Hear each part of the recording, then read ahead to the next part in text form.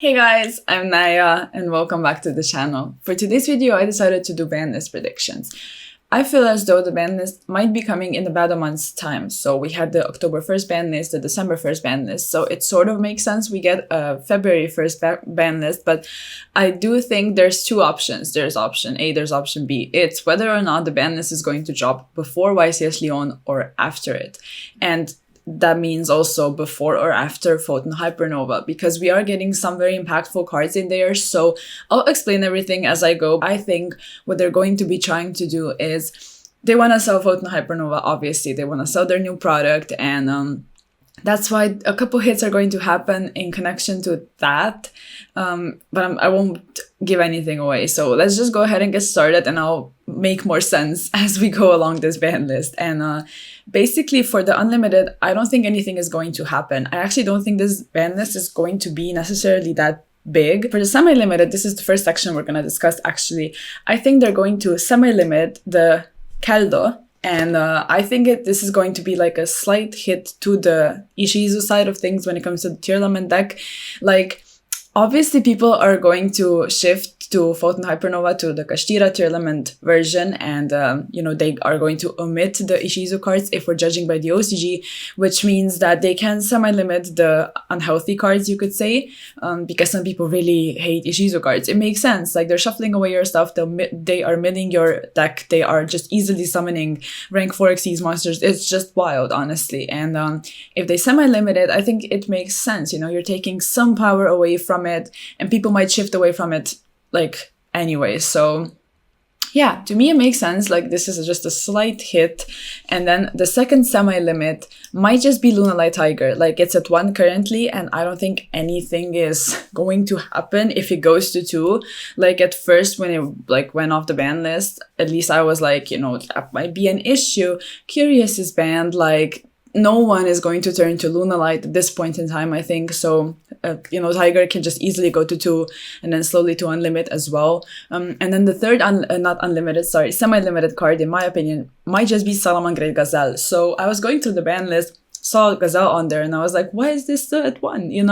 It's an insane card. We all know that. But Salamangreat got pretty much everything back, and it's a deck that got severely power crept, and it's just not at the power level it used to be compared to the other decks. Like, it's not, even if it's at the top of its game, it's not going to be as great as some of the best decks right now. The game moved on. Power creep happened, like I said. So Salamangreat Gazelle, in my opinion, can easily come to 2, maybe even to 3, and the deck essentially is going to be full power. And it just might be able to compete slightly, like in the rogue section, or yeah, somewhere over there. I don't think it's going to be better than that. So those would be the semi-limited. And then the limited portion, I think, is the most interesting. Like, basically, I think, like I said, they're going to try to sell Photon Hypernova. And the Kashtira deck is like a heavy stun deck. People might turn to that. So I think if they limit the Swanderies and the Magnificent Map, I think they're basically, doing something to the deck that we all know was never hit and is still highly oppressive. And if they limit it and hurt the consistency, people might also turn to the Kashtira deck. So the new and shiny toy, basically, from the new set. So it makes sense. Like, you're addressing the problem, and you're also like slowly turning people to your new product and being like, okay, there's the new Kashtira deck, you can pick that up if you want. So yeah, I think hitting map is like the way to go. Even if it's not like, oh, buy Kashtira, even if it's just to address the problem, because Splendor is just annoying, and it's annoying that they have enough consistency to get their combos going for the most part to have their extender in the form of map. So I think map needs to go to 1. It's just what I think is going to happen. And yeah, as for the next limited card, like, we can talk about Harp.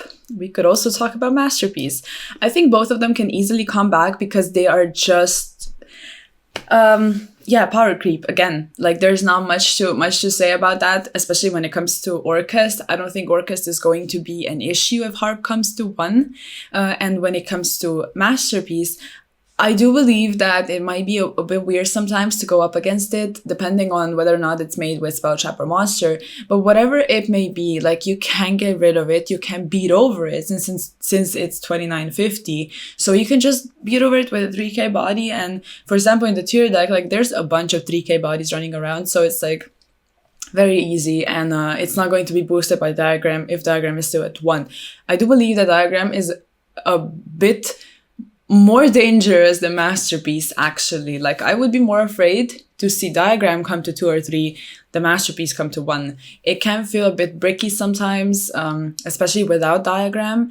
And yeah, to me, it just seems like it's time for Masterpiece to come back, to just, yeah, for us to see what happens. And I don't think much is going to happen with the Draco deck if Masterpiece does come back. And then as for the next limited card, I think they might limit Havnis. So Havnis, obviously, you know, I said not many things are going to happen. Some of them are going to be quite impactful.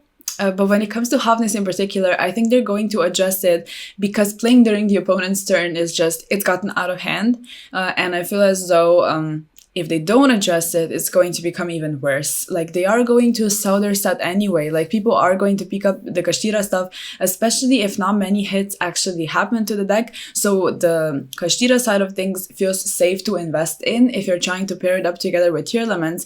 But limiting Havnis still makes sense to me just because of, you know, like I said, playing during the opponent's turn. It's like, it's unfair for you to be able to establish your going first board when it's not even your turn. So that's pretty much the argument there. And also, like I said, in the OCG, it was semi-limited and they limited the field spell, I think. So they are taking away copies of it, but I don't think the field spell is going to be touched. The last limited card over here actually goes in tandem with a banned card I have as a prediction. So let's just put the banned card on the ban list first, and I think Barrier Statue is going to get banned. I think Plunder is finally getting touched. The Barrier Statue is an actual issue. It's preventing you from playing. It's unhealthy and it's just insane. So I think they are going to limit the Simorgh link.